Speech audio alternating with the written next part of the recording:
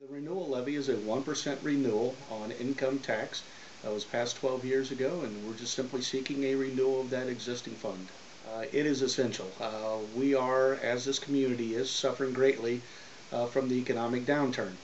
Right now we're bringing in $700,000 less than we were 3 years ago in income tax.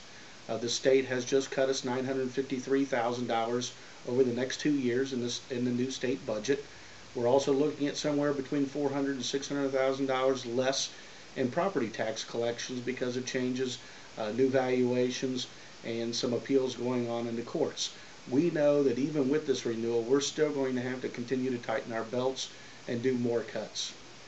What kind of cuts have you already made recently? I think that's important because as I hear people around the community, they say everyone needs to tighten their belt. Wilmington City Schools has tightened our belt.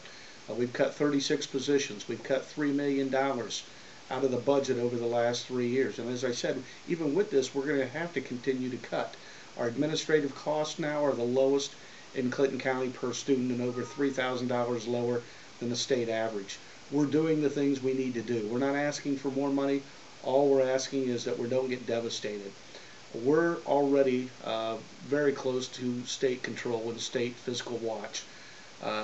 This renewal will allow us to continue to tread water and keeping our heads above water. The loss of this money would be devastating to property values in this community and the existing education. We cut 17 teachers last year and saved $700,000.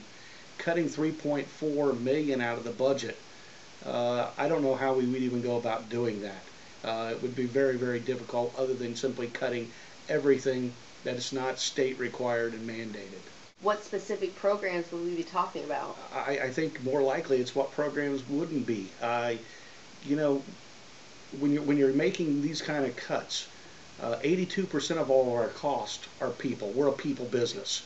We can't, when the price gets to $4 a gallon, we can't put buses out on the road. We have to pay that extra cost. The reality is when you're talking about cutting $3.4 million, you're talking about cutting people. You're cutting teachers, you're cutting programs.